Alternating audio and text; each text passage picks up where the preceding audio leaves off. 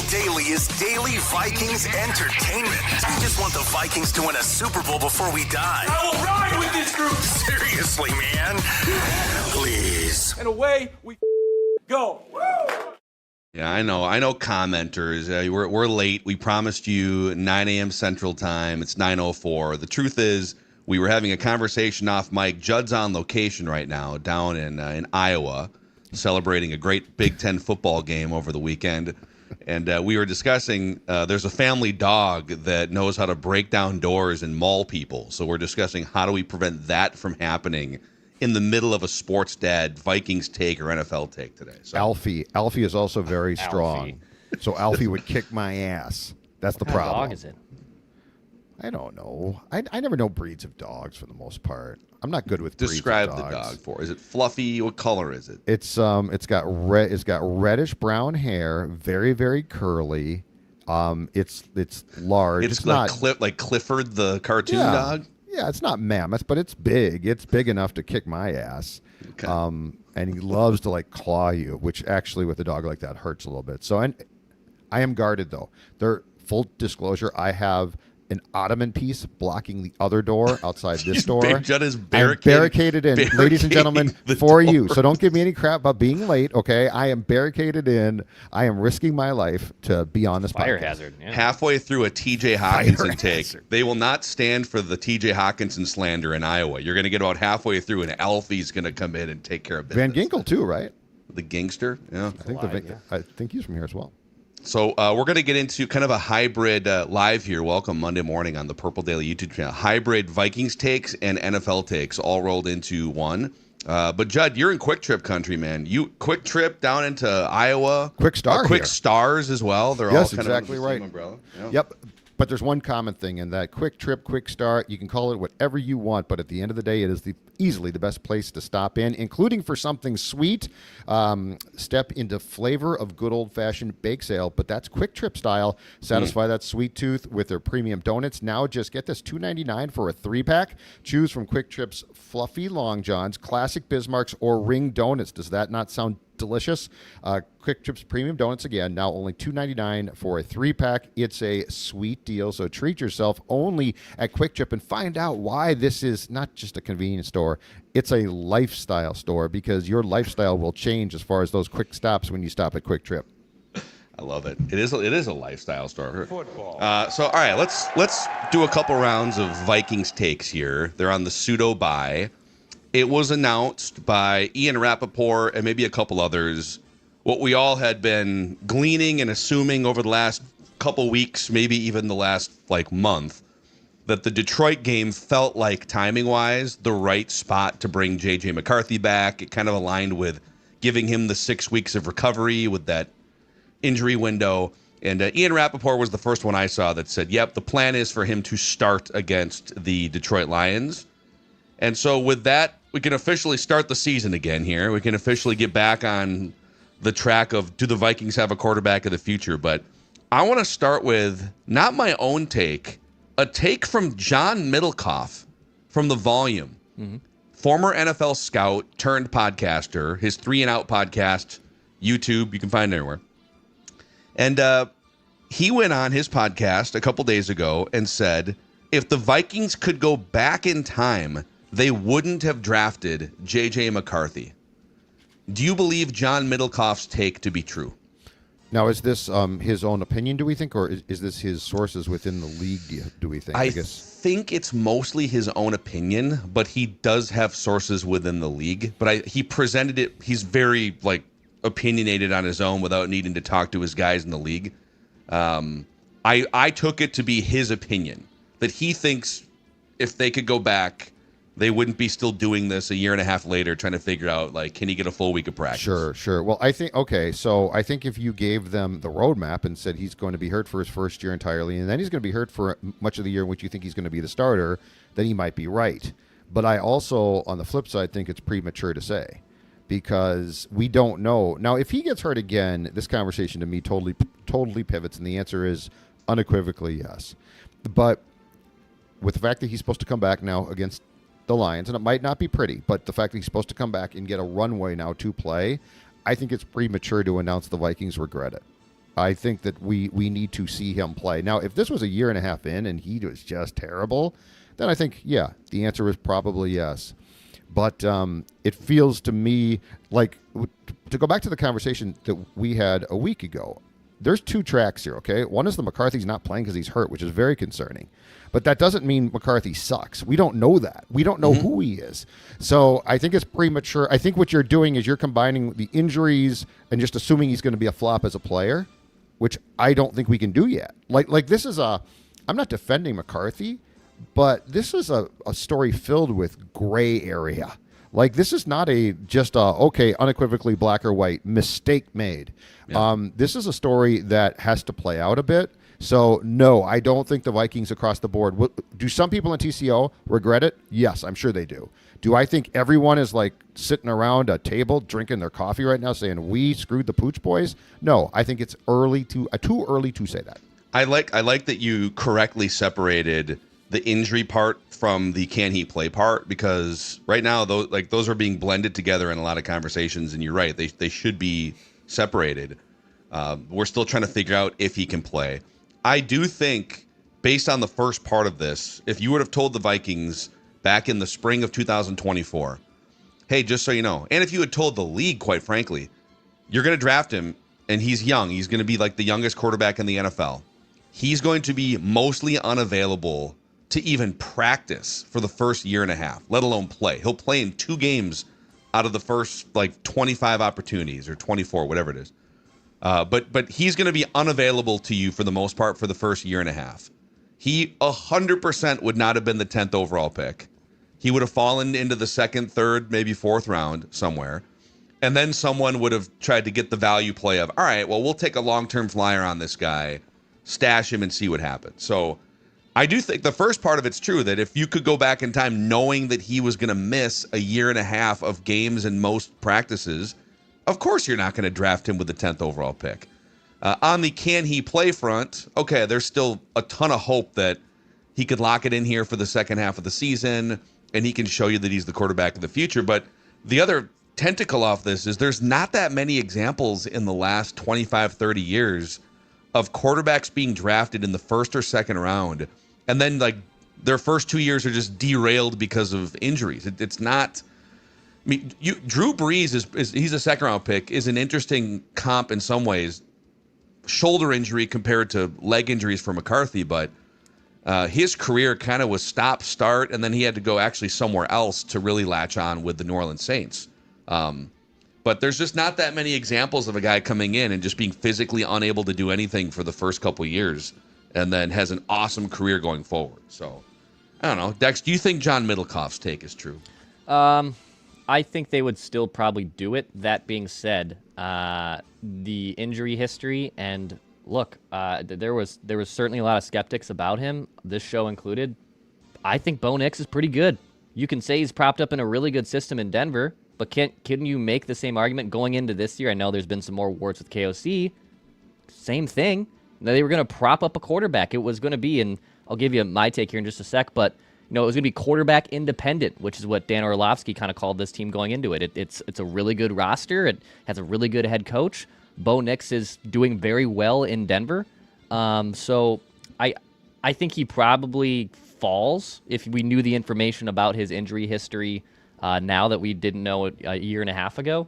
But I still think the Vikings are committed, and yes, I lean that it's still premature that they shouldn't have drafted JJ McCarthy, or they shouldn't draft him if they could go back in time. I just saw this comment come by, and I agree with it.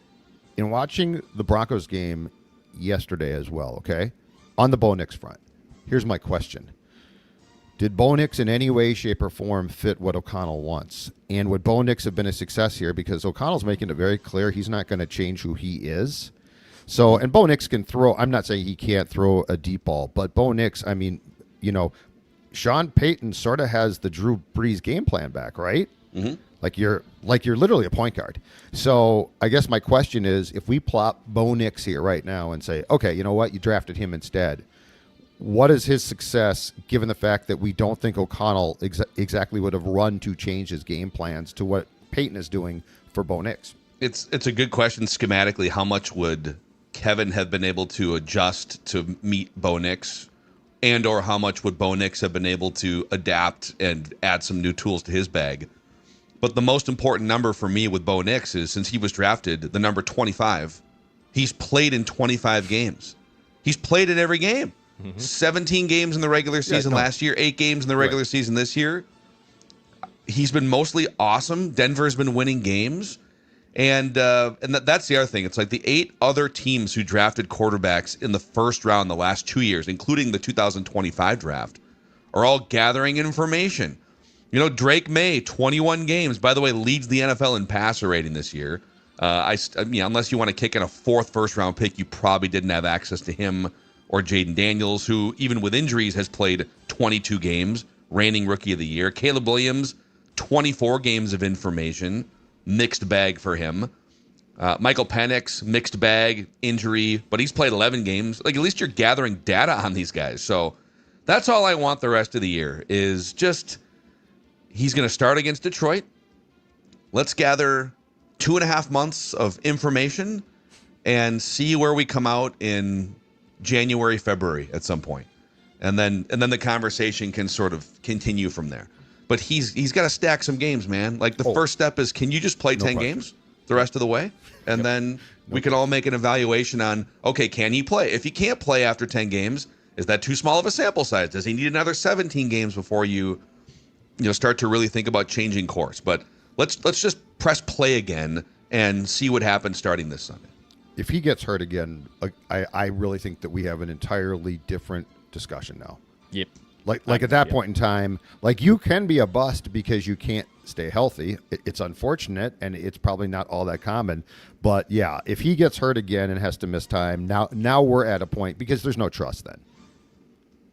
Like, you can't trust it at that point. You can't just say, well, next year he'll be healthy. So what if it's like a totally different injury? What if it's like he's shoulder, yeah, or flared like labrum. He's following a labrum. I was thinking, like, what if he follows through and like breaks his thumb on a helmet? It's just a totally like kind of random injury. It's still incredible.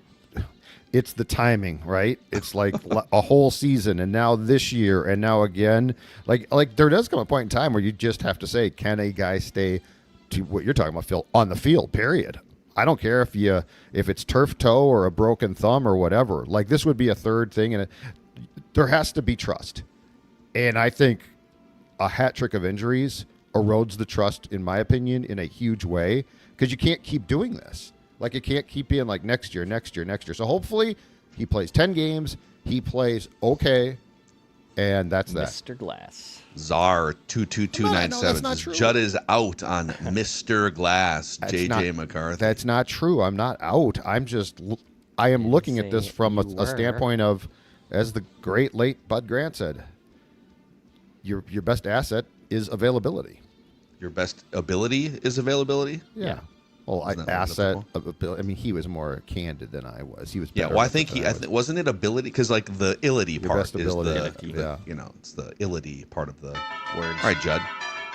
I think Temple was next, or Dex, whatever. Someone want to jump in? Yeah. That's fine. No, yep, I can go. My statement is, or take is, it's hard to disagree. So I'm not sure if you saw this Dan Orlovsky clip from over the weekend. It might have been on Friday. It could have been on Saturday morning on ESPN2. But he called the Vikings the most disappointing roster in football right now.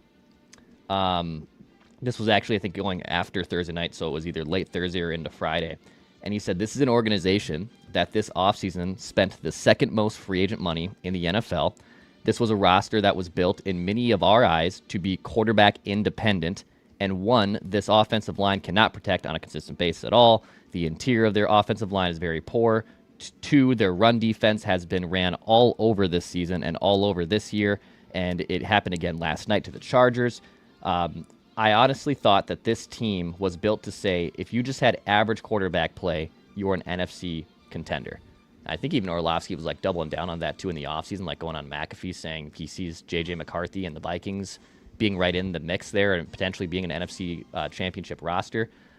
So yes, like they're not. And hey, shout out to the Jets. Horrible situation with Nick Mangold passing away. The Jets get their first win. They're not the Jets, okay? They're obviously not the Browns. They're not disappointing consistently on a basis where they're just not putting a competitive football field on the team every year. But in terms of what they were able to add this offseason in free agency and our expectations and the wins that they have this year, which is a miraculous fourth quarter comeback in Chicago, but the other two against Jake Browning and Dylan Gabriel, it's kind of hard to argue that they have been one of the most disappointing teams. And I know he used the word roster, but it's been one of the more disappointing teams in the NFL this year. Could I poke at this? I mean, I agree with his general premise here, which is the Vikings roster was supposed to be better and healthier and all these things. But the last part of this quote was, I honestly thought that this team was built to say if you just had average quarterback play, you're an NFC championship contender. The Vikings have had nowhere near average quarterback play this year. JJ McCarthy had a quarter, maybe a quarter and a half. But, we track on the State of the Vikings Tuesday episodes, where do Wentz and McCarthy rank in key measurable categories. McCarthy through 2 games was like 32nd or 33rd in all those categories. Wentz at last check was 25th, I want to say, when you take his QBR, his EPA, all these advanced metrics, PFF. Mm-hmm. So now the roster is holding those guys back from being average quarterbacks in some ways because when there's pressure in your face on a regular basis. But I think if you had someone better than Carson Wentz and first 2 games JJ McCarthy Sam Darnold, I think, overcomes more than these 2 guys have this year. It still looked kind of ugly because of all the injuries.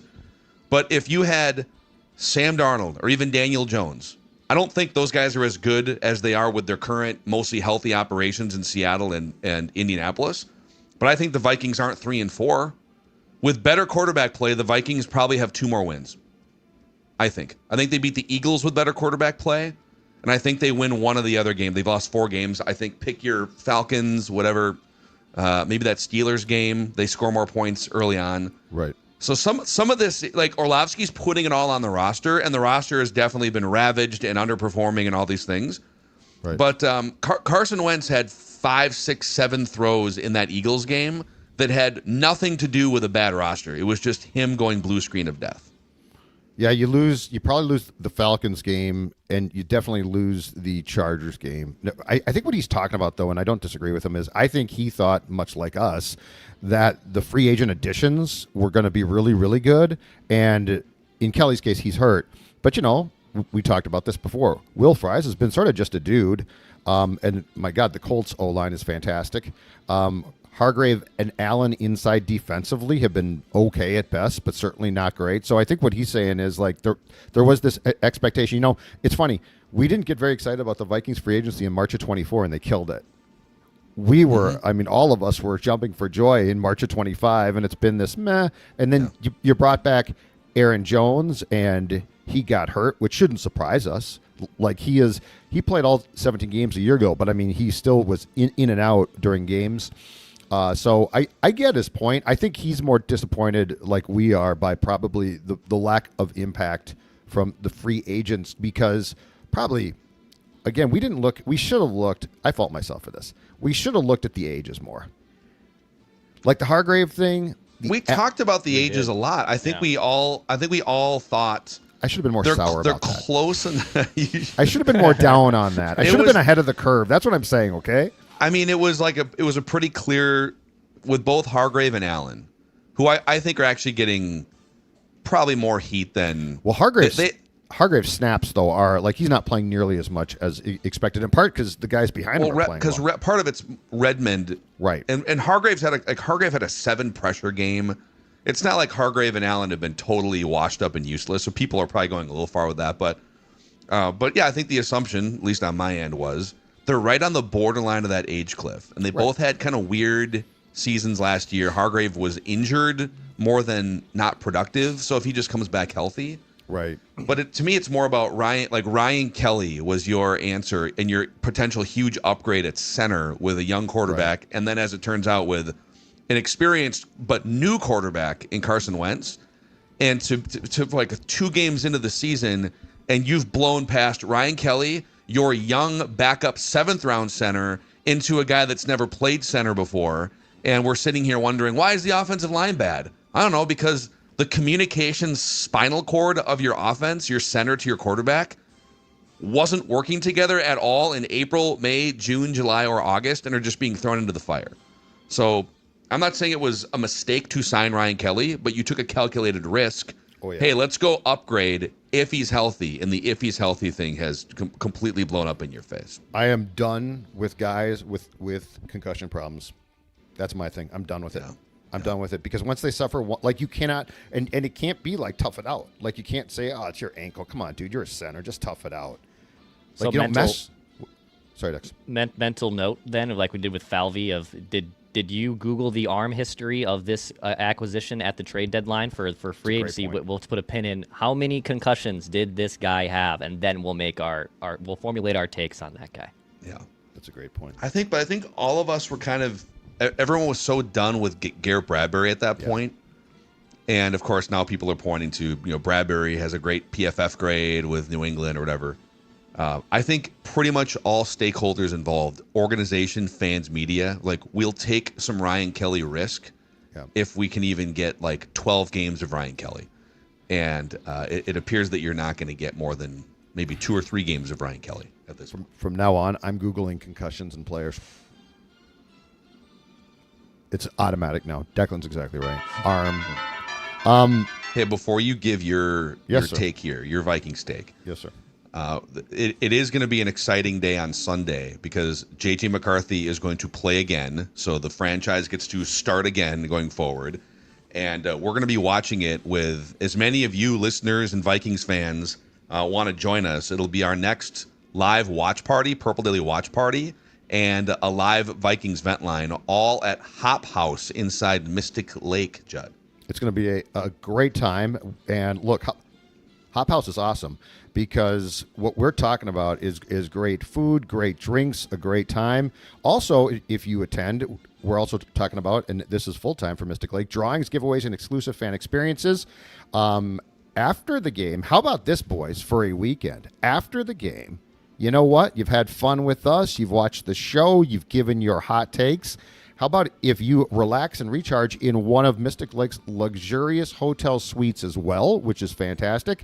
And you also have the opportunity to win exclusive Vikings merchandise and experiences only at Mystic Lake. Again, join us on Sunday at Hop House. And for all details, check out mysticlake.com. But I could see that being a weekend stay. Take Monday off. Yeah. Take Monday off. You come. I'm going to. You watch the Vikings with us. Yeah. You just give hot takes. Like you just step up to a mic, which we'll have one there, and you give hot takes, and then you're so exhausted, you just go upstairs and enjoy an evening in a luxurious hotel suite. Yeah, should be. We're pumped. It's going to be a breath of fresh air halfway through the year to get JJ McCarthy back. So come join us at Mystic Lake on Sunday. Underdog Dex powering this live episode of Purple Daily. Yeah, a few more days left. I've talked a lot about Boost-tober at Underdog. So each day in your lobby, in your Pick'em lobby, there's going to be a new boost. The 50%, 40%, 30%. I had a gimme one on there from the other day. So go to the App Store, Google Play Store, download the Underdog app. When you sign up with promo code SCORE, SKOR, you'll get $100 in bonus funds when you play your first $5, riding higher or lower on receiving yards, touchdowns, longest reception. So many awesome options at Underdog, and send me those winning pick'ems as well. Go down the Underdog app and sign up with promo code SCORE. And hey, we've been talking about these Pepsi cups, these Justin Jefferson souvenir Pepsi cups all season long. And a reminder that you can get these cups with the QR code on the side. Where is it? There it is, right there. You can scan this, and you can enter to win Victor's Ride, your very own Polaris Ranger 1000. And the best place to get these cups is Buffalo Wild Wings. You walk into a B-Dubs, you order 12 wings of any style and a Pepsi, and they'll pour that Pepsi into this cup. And then you scan the QR code, and boom, you're entered to win this Polaris Ranger 1000 Victor's Ride. So Buffalo Wild Wings, the preferred sports bar of the Minnesota Vikings. Great spot to grab some wings, sip some Pepsi, watch the Purple. And then Pepsi, the official beverage of the Minnesota Vikings. So make sure your fridge is stocked for game days. All right, back to the takes. By the way, an update. Dawn's sister texted me, Golden Doodle. Yeah, it's a golden doodle. It's a golden. Okay. I didn't know that. That photo. I didn't know that. Yeah, I just knew it was a dog. Vinny's Pretty popular dog these days. Vinny's the mini version. So Vinny's like 35, 38 pounds. I'm judging by that photo. That This guy's dog's bigger than that. twice the size of Vincent. Yep. This yeah. dog's a left tackle. Yeah, yeah. Definitely a left tackle. Vinny's a scat back. Vinny's Long arms. Jarek McKinnon. This is Long this is a arms. very different thing. Very long arms. All right, my statement is this: after watching a day of football and sort of seeing a bunch of teams from around the league, my Viking statement is nothing's going to matter as far as the season goes if the defense doesn't button up its game. So, like, we could talk about McCarthy playing well, and I hope he does. My guess is it's going to be a roller coaster because that's often how a young quarterback gets started. But you know, what we've seen the past two games, what we have seen from a defense that has deficiencies that I don't know they can be covered up for. It's not, so the run game thing is very disappointing. 2 games thus far where they have been gouged for 200 plus yards. That needs to change, and I think that can be changed. But that being said, some of the passing deficiencies are just there. And, you know, Jeff Okudah, you're trying to get by playing him like 12 snaps a game, and when he comes in, the quarterback's eyes light up like a slot machine. They start going around because they see the dollar signs. And then when he's out, though, it's like you're asking Josh Metellus and those safeties. And Harrison Smith, I mean, he's still as smart as he's ever been, but he now looks old. So you're asking these safeties. Theo Jackson is not experienced yet, and I don't know that he's as good as Judd's Camp Notes sold you on. I'd like to apologize for that. Hasn't he played the most snaps, though? He has, and he's not terrible, but he's also not great. But my point is, there are problems here that I don't know they can be fixed unless you change things up. And so as far as like the season goes, like at the end of the day, when we say, you know, I thought this team would make the playoffs, I thought they'd do this or that, if the defense doesn't button up its game, McCarthy can play really well and surprise us, and I don't know that you're a playoff team. So that's my big thing. And the other thing that the Vikings do as well, and the Dallas Cowboys, oh my God, were they guilty of this yesterday? The pre-snap penalties and the dumb penalties, which is a Vikings problem, which is weird because I don't think O'Connell has had that before. But just the amount of things, like the Vikings don't have the wiggle room to kill themselves. The Cowboys doing it is even weirder because you've got your veteran longtime quarterback. They all should know his cadence by now. The defense does dumb things too, and that's a terrible defense. But I just think the Vikings, I think we're not probably paying enough attention to the fact that nothing is going to matter for the Vikings unless the defense gets its complete act together. And unfortunately, the past couple of games have not shown that. Yeah. And we talked about this on the Feedback Friday on a Sunday episode. You bring up Jeff Okudah. Of the 120-some qualified cornerbacks in the NFL, or 100, I think it's 120, he ranks dead last in PFF grade.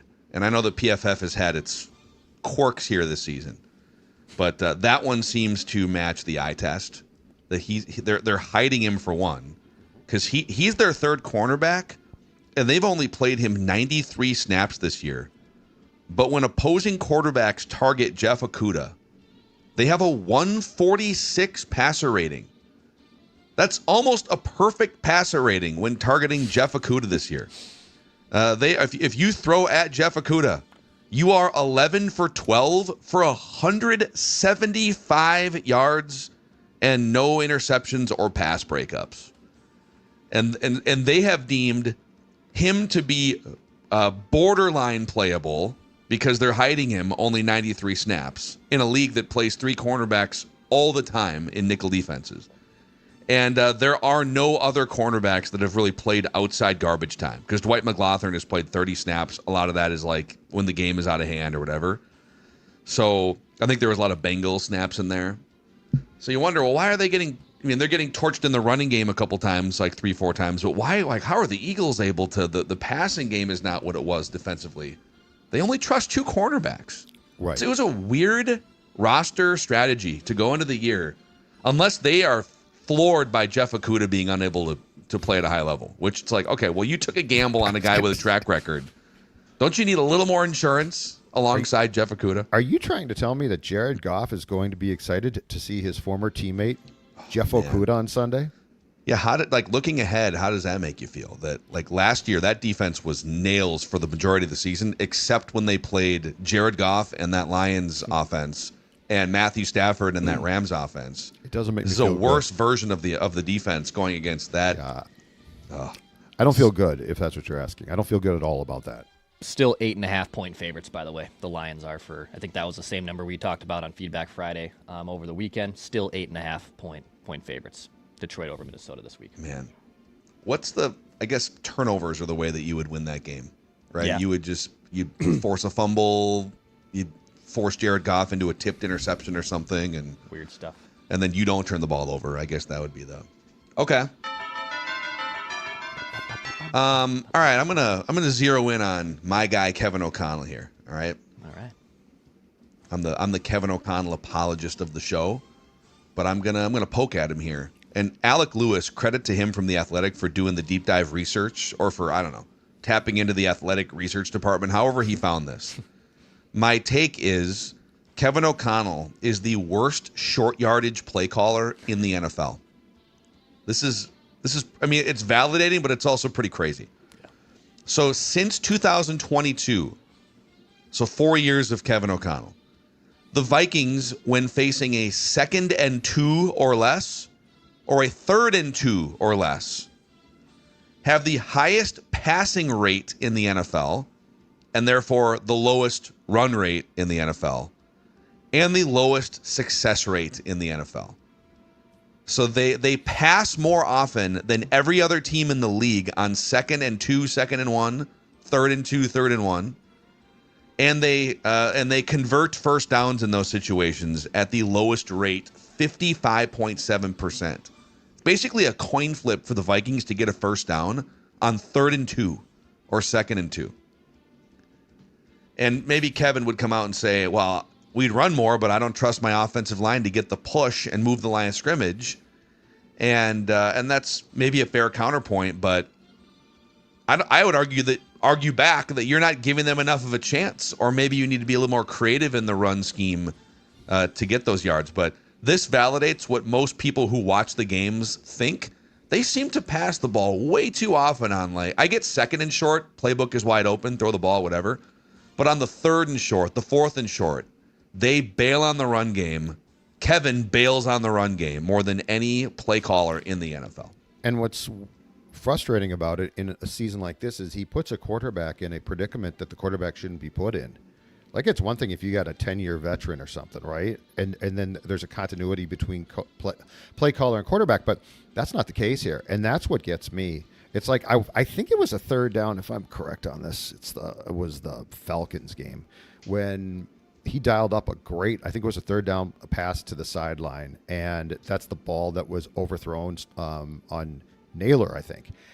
Anyway, great design, but why are we asking McCarthy to do that? Like, this is his 2nd game, and the result was not oh my God, I can't believe this 10-year veteran JJ McCarthy missed it. So it is weird. And Jordan Mason was acquired in part to do this. Like this was the whole thing. I know the offensive line's not great, but this was the whole thing. So the whole reasoning behind him doing this to me is what's very, very odd, because he now has reference points to where you think you would bail and say, okay, you know what? I'm just going to keep it simple. 3rd and 2, we're going to get 3 yards. There was another one in here. So, yeah, Alec was doing some work over the weekend with these stats. So, let's see here. I think this is from this season.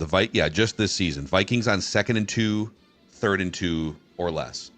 35 plays. 18 pass attempts, the most in the NFL, so the same ratio. I thought he had one that was like specific to how often they convert when they pass versus when they run. But when they run the ball, I have seen this. When they run the ball on those short yard situations, they convert at a much higher percentage than when they pass the ball. But he just keeps, it's like a weird play calling mental block. Or he doesn't know about it. It's a 4-year trend. Oh, he knows about it. It's like the Twins deciding for years we're going to stop stealing bases. Like, okay, that's fine, but we're going to stop like taking the extra base. You know, we're just organizationally we don't believe in taking risks on the base path. Oh, okay. So like, what are you awesome at on the flip side that makes you think that you can't? You know, And for the Vikings, like, okay, if you were incredible at converting first downs through the air in those situations, go ahead. Just keep passing the ball. But they're not. Like, they're terrible at converting first downs when they pass. So why would you keep doing it this way? And the only way for that to work eventually is for this. You run the ball, and then you have the teams come up in the box because they're like, oh, the Vikings are going to run the ball, right? And that's where you exploit the matchups. That's the thing, is they're not exploiting the matchups. Teams are like, you're going to pass, aren't you? So it's a very bizarre thing, and the only thing I can think of is he loves the design so much that he's convinced they're going to work. Which is not a good reason. I'm just saying, like, there's got to be, he knows about this. There's got to be a reason, and I think it's, oh my God, look at my design here. Like, I am Michelangelo of play calling. Look at this gorgeous design. I am Van Gogh, Starry, Starry Night. I don't know. It is weird. Someone did comment a little bit ago that they're worried that Kevin's never going to come on Purple Daily again with the criticism that he has been hit over the head with on this show the last few weeks. Well, it's been like 2 years since he's come on, period. So I think we're doing. You know what, this show. We're just going to carry on without Kevin being a co-host. We are not trying to do anyone. You know what we're trying to do? Be as honest as possible, which is why we were excited. Because at the time it was like, oh, this looks really good. Yeah. So yeah, we're not too concerned about our guest list. In fact, last time I checked it, hold on a second, I'm going to look again. Oh yeah, it's blank right now. Well, we're going to get Ross Tucker on a few more times. Don't say that. In fact, here he is right now, Ross Tucker. I told you. Any other? I for sure have at least one more Vikings take. Dex, Vikings takes before we get to the rest of the league. It works with the Vikings and it works with the rest of the league, and maybe Judd and I will work as a tag team here. But Kirk Cousins ain't walking through that door. Is my statement here. So Kirk gets the start in Atlanta. Panic's hurt, so Kirk gets a run here. All right, they're hosting the Dolphins, who have been talking about disappointing rosters in football, like Dan Orlovsky said. Maybe actually that might be even worse roster. They had one win going into the game. Mike McDaniel feels like dead man walking, and even with Kirk being your backup starting, Falcons are 6.5-point favorites at home, rightfully so again against a really bad Dolphins team. Mm-hmm. And I saw it on Twitter after the Thursday night game of, here we go, Vikings fans. Here's what you got. You moved off of Kirk Cousins. You got into quarterback uncertainty. Now we're starting Carson Wentz. Do you miss Kirk Cousins at all? No. Kirk Cousins and the Falcons against that Dolphins team yesterday. 213 total yards. They had one touchdown. This was an opportunity for Kirk to still show, hey, I was wrongfully benched, and I have a lot more left in the tank. And against a really bad Dolphins team at home, that's all they could muster. The Falcons, too, by the way. Hey, it's kind of similar situation as the Vikings, right? They got a lot of interesting pieces on offense. They've drafted a lot of weapons high. They're trying to formulate and get that defense going. I'm not sure on their head coach being on the same level as KOC, but, there's some similarities there between this Falcons team this year and this year's Vikings team, especially, too, with Penix and McCarthy having parallels from the same class. And Kirk Cousins goes at home and lays an absolute stinker against the Dolphins. I'm good. I'm good on Kirk Cousins having a resurgence mostly here, but anywhere. It's not going to work, guys. It's Kirky, you made a lot of money, started a lot of games. You're the Tom Brady of contract negotiations, but the Vikings do not need Kirk Cousins. There's a reason why the dude was benched, right? Like, it went beyond, he's still really good, but we got Michael Penix.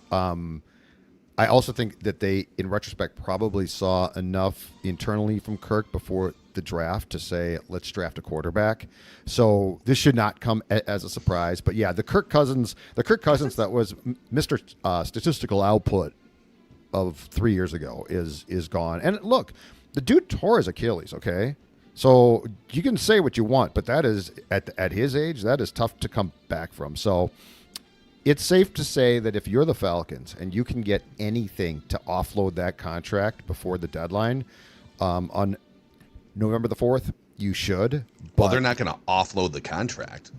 Part of it. Part of it is what I'm saying, not the entire thing. But if you can offload part of the contract, if you can trade him, if you can give him away, picking up a dime on that contract. If you can give him away, you should. But he is not going to do. He's cooked. I mean, he just looks cooked. I think the question So the problem is, like, and I get that they had to start a quarterback yesterday because Penix couldn't go. Yeah.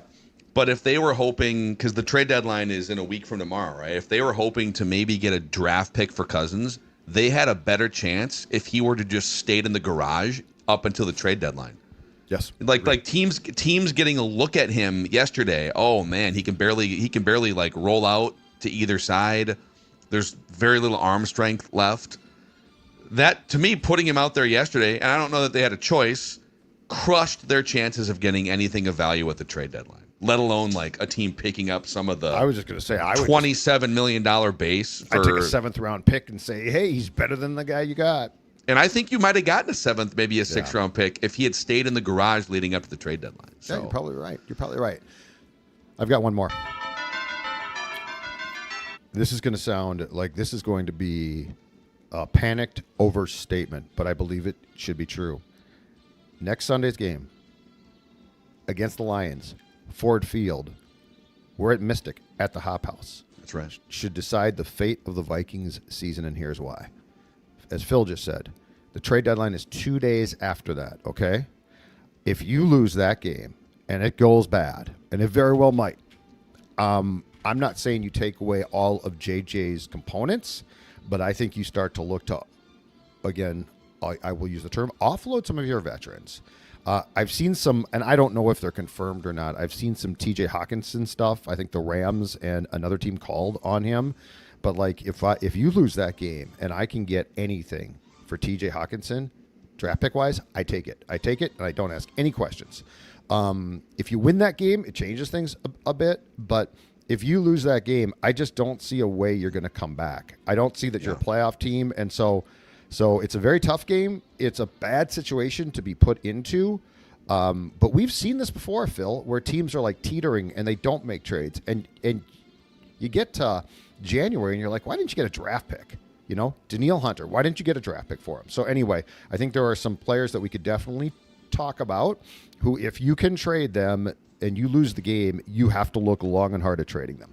Yeah, your division chances are already on life support because the Packers won last night. They're 5-1-1. If the Lions beat you, they'd be 6-2 with a game in hand on you, while you're 3-5. And any hope of like maybe getting hot second half of this. But you also have Ravens with Lamar Jackson coming back on your schedule. You've got Commanders maybe with Jaden Daniels coming back. We'll see, I guess. Seattle, you got some tough teams on your schedule. If you win, wild card becomes a conversation again, because there's just a bunch of teams with like 3-4, 4-3, 4-4 type records. But yeah, on the Hawkinson front, I'll piggyback a take off that. It's not working. He's not the same guy post-surgery. He currently ranks 28th among qualified tight ends in yards after the catch per catch. So there's just, you could argue that maybe some of that's like quarterback accuracy or maybe some of it's schematic, but there are so many dynamic, athletic, explosive tight ends in the NFL right now. You saw one of them last night. Third-round pick Tucker Kraft from a few years ago with the Packers. Division. Yeah, I mean the Bears have a couple really interesting tight ends. You got Sam Laporta with the Lions.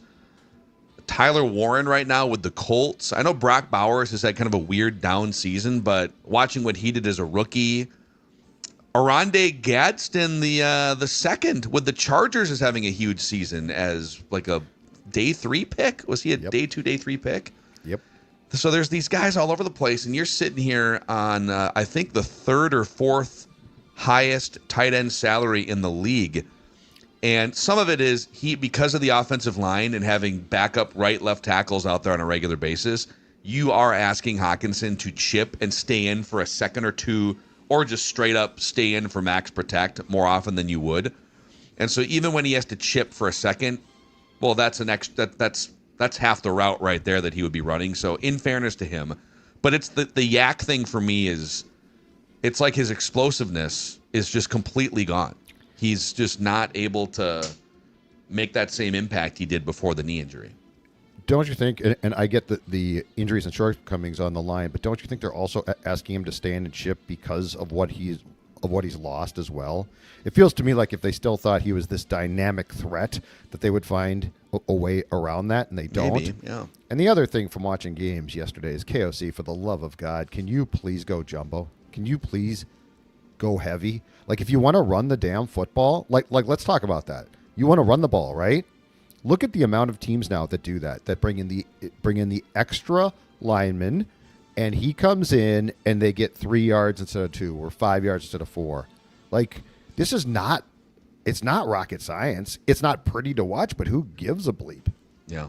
At one point, I know they wound up getting their asses kicked last night at the end of the game. The Steelers, who put an extra offensive lineman out all the time, have even converted like borderline linemen to tight ends. Yes. At one point, they had, I think, on the field at the same time, they had that Washington guy who's like 300-pound tight end. Yes. And then they had an actual tackle playing tight end eligible who caught a pass from Aaron Rodgers.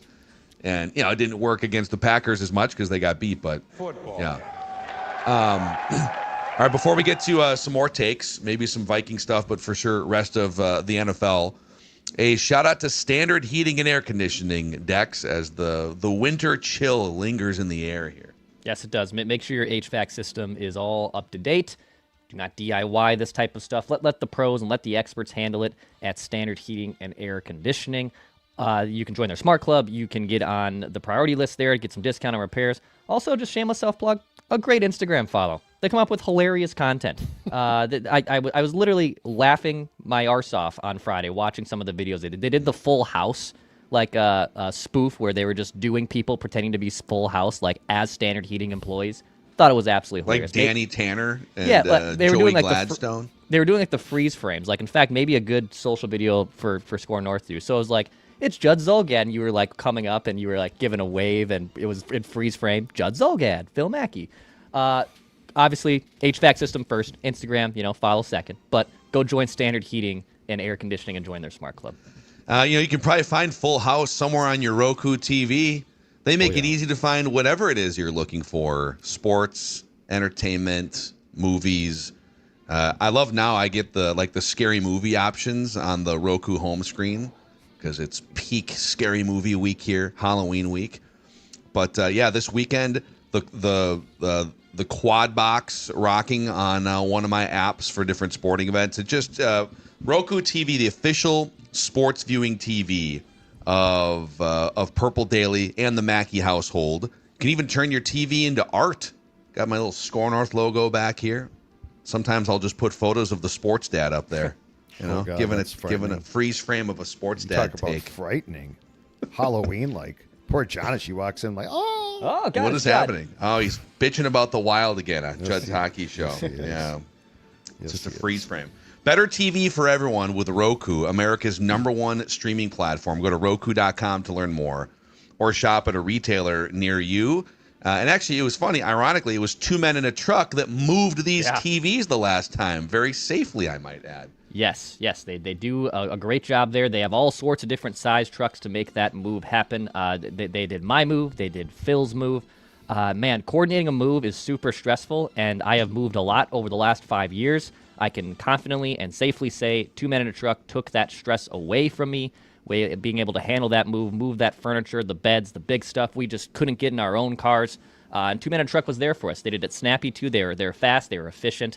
Go to 2meninatruck.com. Tell them that Purple Daily sent you and book that next moving experience. J Peel 3 says, negative Judd in full force today. I honestly don't feel like that's been the case at all. I think you've been pretty... I think factual Judd is I think just I've been here. pretty steady today. In fact, I think I followed along. Like, I feel like the three of us are in lockstep today. Yeah. Like, I mean, there's not a lot to be Well, positive about, but I'm not killing him. I mean, I keep seeing notes about fire O'Connell and hire John Gruden stuff. I mean, I'm not even close to that. Wow, I didn't see that one. Oh, there's like 2 of those. I've Would seen you a do bunch that of, right now if you were given No. the opportunity? Would you? No, I'm not firing Kevin O'Connell right now. I'm sorry, I'm not doing it. I talked to a Giant. You want to know how your team is down bad? I talked to a New York Giants fan friend of mine over the weekend, who legitimately wants John Gruden to take over for Brian Daboll. Just out on Brian Daboll, which most Giants fans are. Yeah. So who do you want? Who's the? He goes, well, I'm a John Gruden guy. I think John Gruden would come in here and work wonders with Jackson. You know what John Gruden John Gruden and Brian Flores have something in common. They are suing the National Football League. Neither will be a head coach again until those are done. And Gruden might be out entirely. Could we get, when those lawsuits are settled, could we get one or the other is a head coach, and then the other one is the coordinator for the other side of the... So Brian Flores, head coach, John Gruden, offensive coordinator, or the other way around? Just Goodell's that would be dynamic in the... Goodell's nightmare. You talk about a Halloween slasher film. Goodell's nightmare. On the horror film front, quickly before we get back to takes, I watched Weapons over the weekend. Have you guys heard of Weapons? I have not seen it yet, but it's... Oh my God, so good.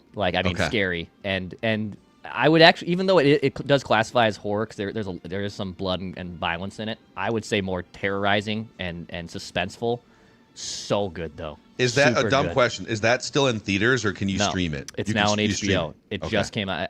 I made the great mistake of watching this movie. Like, my wife went to bed, and the kid was asleep for an hour. Like, I'm going to turn on Weapons. I'm going to turn on a movie where all children just disappear from a classroom. So then, like, halfway through the film, I checked the crib. I was like, "Sonny, you're still in here, right? You haven't disappeared and walked out of the room." So thank God. But really good. Highly recommend Weapons if you're a horror film buff. And Gotta check that out. Yeah, I have not. Usually, I spend the entire month of October just binging horror movies I haven't seen. I've barely dabbled this month, so there's going to be this week. Just go back to Saw, you guys. How many Saws have we? Are we up to 15? Yeah, there's been so many. 20?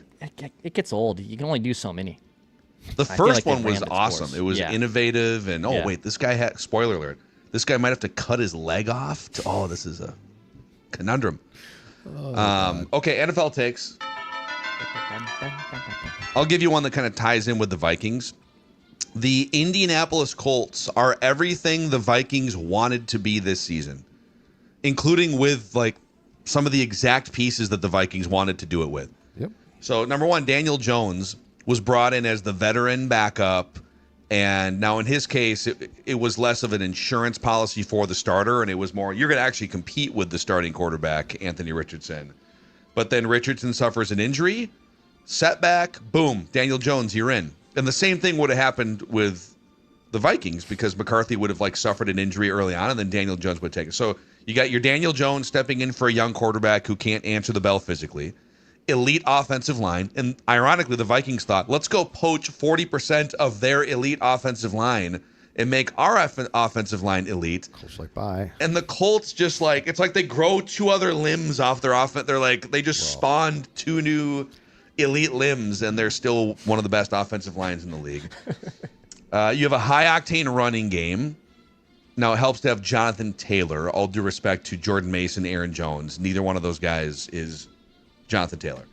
And then the highest-scoring offense in the league. I think Kevin O'Connell has dreamt for 4 years about his clever passing game schemes and his deep developing routes, right? This is all going to lead to a high-octane offense. And the Vikings have kind of been a fringe top 10 offense throughout most of his tenure until this year, where they've had a hard time scoring points. Well, the Colts are all these things. The Colts they score 38 points every game. They're elevating Daniel Jones from a bust into an MVP candidate. And they're pushing defensive lines off the ball 5 yards every play. So the Colts are for real and are everything the Vikings wanted to be this season. So Shane Steichen, their head coach and play caller, is also having an outstanding year. Why? Because I think their success starts with the run game and then trickles to the quarterback, which is something O'Connell won't do. So it would be interesting to put together, find a list, it shouldn't be hard, of all the head coaches that call plays and rank them so far. Because I think Kevin O'Connell would be way down that list this season. Well, the second and two, third and two stuff, sure, is really damning, right? Sure. That, okay, you've got a rookie or a first-year starter who is behind in development, who's young and has never done this before, and then you have inaccurate, wobbly Carson Wentz. Should you lead the NFL in pass percentage on 3rd and 2? No. No, you Right? should not. And plus, if your offensive line is banged up, and a bunch of them are, but like the Vikings is, if I give you that choice, okay, your offensive line's banged up, your center's out, Should you lean on the pass game with Carson Wentz again, or heck, McCarthy, or the run game, knowing that both are going to be at a disadvantage? I still go run game. Yeah. Like, I still go, okay, but I'm going to run the football. I have a better chance because Carson Wentz, does dumb things shockingly with football. So I think that O'Connell's had a really, really rough year. I don't think this is going out on any type of limb when it comes to play calling and execution. No matter how good the design might be, it doesn't matter if the guys can't execute that design. Yeah. So, yeah, the Colts are, I think it's 33.5 points a game right now, offensively. Jonathan Taylor's with Daniel Jones, man. been fantastic. Yeah. MVP candidate.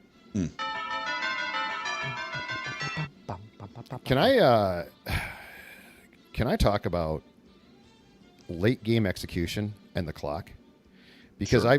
because if you guys recall, it was the Thanksgiving game, I believe, Chicago-Detroit last November, where Matt Eberflus breathed his last breaths as the coach of the Bears because it was so bad. At the end of that game, they had no idea what they were doing. They were disorganized. Caleb let a ton of time go off the clock. We all said, well, that's on the head coach, which he partially was. But Caleb is not to fault here. No, he is the first pick. Can we talk about the end of the Ravens-Bears game yesterday? Yeah. Because it is, I've documented it here. And look, the Bears probably or almost certainly weren't going to win, but that's not the point. If you go to a training camp practice, you will see teams work on this repeatedly. Late game, 2-minute drill. Like, this is not something that just happens and it's like, hey, wish we had worked on this. All right. So here's what happened to the Ben Johnson-led Bears on Sunday, late in the game at Baltimore. They're trailing by 14, 1:56 left, no timeouts. DJ Moore makes a fantastic catch and takes it to the Ravens 3, but he thought he was going to score, so he didn't get out of bounds. So the clock is ticking. 38 seconds come off the clock. Caleb is shaken up. There's no timeouts. He gets up and trots down the field, but 38 seconds come off the clock. Okay, incompletion. That's fine. That's followed by, and this is where it gets egregious, because at least on the DJ Moore catch, you're like, okay, he thought he was going to score. He didn't score. That's bad, but I sort of get it. Yeah, and the difference between like a minute 50 left and a minute 20 left when there's no time. I mean, you need to get the onside kick and exactly whatever. It's not that big of a deal. But anyway, it gets even worse. An incompletion is followed by a short pass by Caleb that goes to the 1 where the player is tackled. 15 seconds come off the clock. So a ball that has to go into the end zone is at the 1-yard line from the 3. So we're literally talking a 2-yard gain. Caleb then gets back, and he looks like he's going to spike the ball to stop the clock. But oh no, au contraire. Caleb's going to fool you. The Ravens don't see this coming. He is going to try to sneak into the end zone. Oh, man. He doesn't get there. 30 more seconds come off the clock, and then by 4th down, it's an incompletion. It doesn't matter. But It's a clown show. Okay, so let me get this straight. Ben Johnson, who is an offensive guy, and I'm willing to bet worked on this in training camp a lot with Caleb, and they literally butchered it in every way possible. This again shows, like, the clock management. These guys are professionals. This is their only job. They have no other job. As far as I know, Caleb does not drive an Uber. He does not work at Target. He does this all the time. What if he did? And watching this was absolutely, in some ways, astounding because it looked like you had never given the Bears this drill before. If you can, with coaches and with quarterbacks, I know that there's a bajillion just physical things that you need to be a master of. You've got to be able to throw different types of routes on the route tree, and there's a lot that goes into it. It's the hardest position in sports. But that being said, and coaching it is hard, right? It's no question. We rip on guys for play calling, all this stuff, but like it's really hard to organize a well-oiled scheme and then get the players to master it, the timing, everything. All of that being said, coaches and quarterbacks need to spend more time on 4 minutes and less of the half, specifically at the end of the game. Now, you're right. They were down by 2 scores, and they're out of timeouts, and they're inside the 2-minute warning, and so the game's pretty much over anyways. But there's going to be times where you have 2 timeouts left in that spot, and you got to figure out how can you score without using those timeouts. That's another thing that teams make the mistake of is they'll burn timeouts. Oh, yeah. They'll treat a timeout as expendable Whereas, no, those are lifelines. If you score, you need to be able to call timeout twice to stop them and get the ball back. And there's just so much amateur hour at the top of the profession with coaches and quarterbacks inside 4 minutes of a game or a half.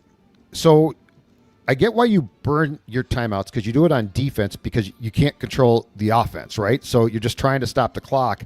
But that's assuming that your offense is going to operate like a Ferrari. Like, that's assuming that everyone on offense knows exactly what they're doing with no timeouts left. And what we saw was they had no clue. And look, this isn't the first time. I'm just saying that, Ben Johnson's in place now, right? He's going to solve all of these problems. And the Bears are markedly improved. But this one was like, it's like, what are you guys even doing? And then to throw a 2-yard pass to the 1-yard line that's not into the end zone. That's amazing. That's what happens, though, when you're just like when you're either not that bright or your mind is spinning. You're not slowing it down and thinking, man, who was it? Jordan Love. Here's another take for you, actually. If Jordan Love keeps playing like that, the Packers are absolutely one of the 3 or 4 main Super Bowl contenders. Sorry, Vikings fans. But where I was going to tie this in with the Caleb Williams thing is, early in a quarterback's career, you can kind of tell sometimes that, all right, they're making progress, but you can kind of tell by the demeanor or the look on their face or how quickly or slowly they're moving, how comfortable they are. And watching that game last night in the second half, Jordan Love reminded me of 10 years ago Aaron Rodgers. Just how not only the quick passes, just always finding a completion somewhere. That was Aaron Rodgers' MO for years and years and years. It was, he's just going to cut you to death, intermediate, short, and then boom, a well-timed deep ball that sticks a dagger in your soul. And watching Jordan Love, they showed him up close a couple times at the line of scrimmage, clock winding down, big third down play. And he is so comfortable now and so chill, and everything is moving in slow motion. But it seems like he still has these erratic plays, like that interception against the Browns back in week 3 or whatever that was. But if you get that version of Jordan Love, that comfortable, calm, just conductor of an offense, again, Vikings fans hate to hear this, but that team is a force. That team is a force. Packers are good, man. Packers are super good. Go ahead, Judd. So my question is this, though, and this is where this league and quarterbacks especially, it's crazy, because I watched that game last night, and Jordan Love's phenomenal. He's throwing, he's like jumping up in the air, and he's got that cannon for an arm, so he's throwing balls, and he's getting all these balls caught. But it feels like Jordan Love is definitely a good quarterback, but week to week, you don't know exactly. Like there are games where it's like last night, and it's like, oh, okay, it's all clicked now. Like he is pushing for a top 5 spot. And then to your point, that Browns play, which was just incredibly stupid. So it's so weird because, and this I think is true about a lot of quarterbacks and a lot of teams, you have no clue what you're going to get now. Zero clue.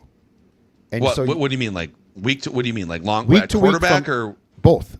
From some teams, I'm not saying across the board. I'm saying from some teams and from some QBs, you have no clue. Are you going to get them at their best? Are you going to get them at, okay, they're good enough to win? Or are you going to get just a complete lay an egg performance? And it's so odd because it's not like predicted on, okay, they just played a great team. It's predicted on absolutely nothing. And so that's where I really struggle, like with QB play, because there's just such a small group where you're pretty sure every Sunday you're going to get the same thing. Yeah, I mean, the predictive thing with the Packers, though, is they have a really good roster across the board. They've got weapons. They don't necessarily have a Justin Jefferson, but they've got a bunch of reliable weapons, and they have a tight end now. I'll take their tight end over T.J. Hawkinson. Yeah.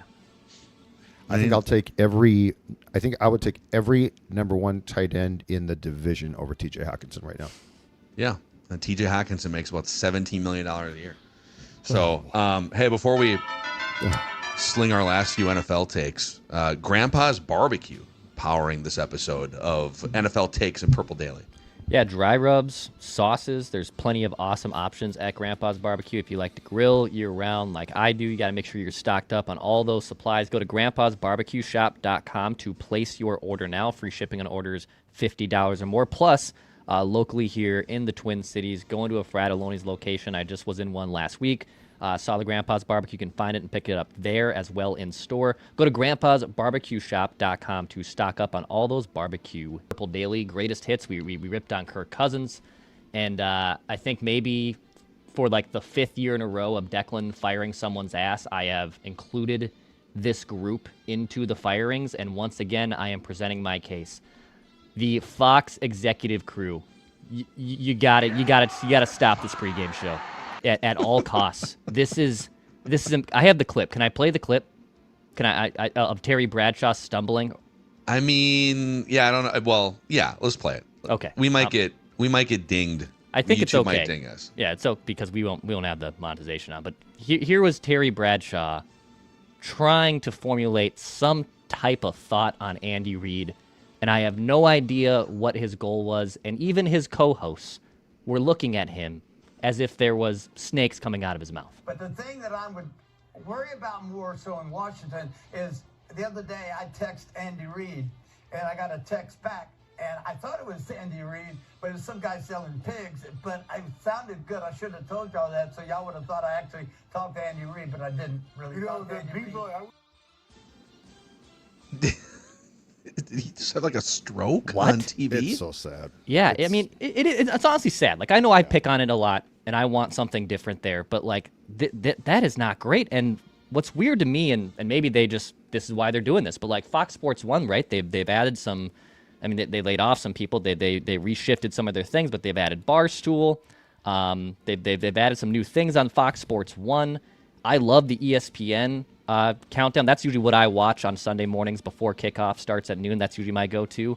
I really like the Amazon Prime pregame show. I don't love Kurt and Al Michaels, but I like that show as well.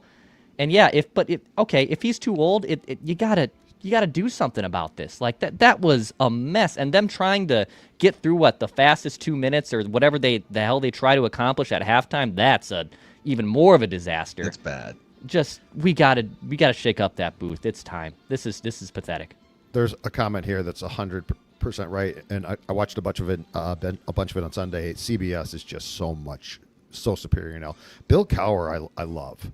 Bill Cowher is great, but just that whole show, that studio show. Well, they shook it up a couple of years ago, yeah. right? They've shaken up a couple times. Yeah, they made the decision. Hey, Phil Simms has been in here for a long time. Boomer Esiason, he's gone, right? It's because, like, nobody knows anybody who's, up to their 30s, 40s by now. They know Bradshaw is a studio guy. Yeah. His championships in the 70s don't make a difference. Like that's the thing is, I know it sounds ageist, but in my opinion, in these booths and stuff, you got to keep up. Like, it just can't be like, well, he's been doing it forever. Like the John Madden thing to me is gone now. It's like, okay, it's why Romo was so good when Tony started, because he knew the game still. Like I think Tony's still pretty good. I think he had a couple of years where maybe he was golfing too much because he was trying to become pretty a PGA good. Pro. But the point is, like, if you can find guys coming off the field that can articulate it, like, because they know everything. But anyway, unfortunately, Dex is right, and I think the Fox show needs a reboot beyond Bradshaw as well. Well, could they do something? Howie Long. Yeah, I mean, Howie's more spry at least. I think if Howie was your old guard, but here's the other problem. Gronk, they keep featuring Gronk. Gronk's not even that funny, and he really has nothing of substance to say. And we're kind of in an era now, especially if you're under the age of like 45 and you've grown up with social media and YouTube as a big part of your content diet. There's all these smart film breakdowns and creative ways of putting out football content. And I mean, Amazon Prime and NBC are kind of doing this with the NBA now, that they both snagged NBA rights and they're coming in. I'm not saying they have it perfect yet, but they're doing fun, new, innovative things with younger era players that recently retired. Or you got Dwayne Wade and you got Udonis Haslem and these guys who are not that far removed from the league. Yep. And to your point, Bradshaw hasn't stepped foot on an NFL field in over 40 years. Was it like the mid-'80s he retired, like 85 or something, 84? Yeah, probably. And Howie Long was like maybe the early, like 93, 92. Yeah. And so if you were born even in like 1987, you certainly, so if you, let's say you're 40, I'm 40, I'm a man. You're a I'm man. 40. I was You're born in 40. 85. Yep. I don't remember Terry Bradshaw's playing days. And I barely remember as a kid, like the end of Howie Long's career. Right. And even, by the way, Michael Strahan is sneaky removed from the league now. I think 07 was his last year. Michael Strahan is 53 years. He's going to be 54 years old. He's I'm my not age, saying that you should basically. put him out to pasture, but No, he's basically my age, though. Because But I he's the retired guy in that- 90, yeah. in 95 was my last year. you guys both look the same, too, for being in your mid-50s. You and Michael Strahan. Thank you. crazy. Thank you very much. But they're using Michael Strahan as, he's like the younger. No, he's not. Right. There's Jason Kelsey's Well, on TV right now for a company. For Fox God's is the sake. only one of those shows that doesn't blow it up, at least occasionally. Like CBS, to your point, has made wholesale changes. ESPN will start to make changes. Like they'll get rid of Hasselbeck because they like Alex Smith more. Yeah. It's like it's not some dig against you. These shows are important. I also think that Fox's problem is Fox still caters to people my age, which is let's have a studio show where they yuck it up. Yeah. They yuck it up so it's funny, which Fox perfected for a while. I'm good with the yuck. Like Inside the NBA yucks it up. But they're great at it. But my point is, like Bradshaw and Strahan and Gronk and Howie Long are not great at that. They were at one time, but to what Declan's saying, Bradshaw had a fastball at one time. He was a goofball, but it was a fastball. No, but Inside the NBA is probably the last show that you should try to like copy because you've got to have the chemistry has to be so good. Yeah. Because I do think that CBS is good, ESPN is good, but those shows aren't afraid to hit the detonate button. I mean, NFL Network has gotten a little old in some ways with their main crew, but they have so many fun, fresh. Every segment is different, and they have fun. True. It's like a talk show almost more than anything else. So, yeah, I don't. All right, well, Fox. I mean, Declan's tried to do this for 3 consecutive years, and I don't blame him. And it's probably gonna have to be a 4th consecutive year. Couldn't they do something where they were doing this with Lee Corso for a while? Where all right, let's just like lessen his role. We'll bring him in for one segment halfway through, and then he can make the picks with us at the end. Can't they do that with Brad? If they really want to keep Bradshaw around, they don't want to offend him. Listen, Terry, you got some health issues off and on here. What if we made this a little easier for you? You're gonna be at home. You don't have to travel into the studio, and we can just like throw it to you via satellite to do your little Terry Bradshaw thing. We'll do like a 5-minute segment and just make it easy on you. I like that. I think that's a great idea. Okay. All right. Dex is like, I don't like that either. But anyway, just whatever you can do to freshen it up, Fox. All right. Well, we are into JJ McCarthy week here, and yeah, a reminder. Maybe you're just joining us as we wrap up this live Vikings and NFL Takes episode. Click that subscribe button, the like button. Help us keep growing this YouTube channel. But hang out with us for the game against the Lions at Mystic Lake, the Hop House, brand new. We're going to watch the game, and then we'll do a live Vikings vent line right after it's over. So it's open to the public. It's free. Anyone can come hang out. Awesome, awesome new spot to watch sports and gather with friends. Full menu at Hop House at Mystic Lake this upcoming Sunday for the return of JJ McCarthy. We'll have our Tuesday deep dive State of the Vikings episode tomorrow. And then we've got Judd's Hockey Show, fresh episodes of the Score North Twin Show, Flagrant Howls, Gophers 101, and all sorts of other podcasts on the Score North Network. So we'll see you guys tomorrow on Purple Daily, where we just want the Vikings to win a Super Bowl before we die.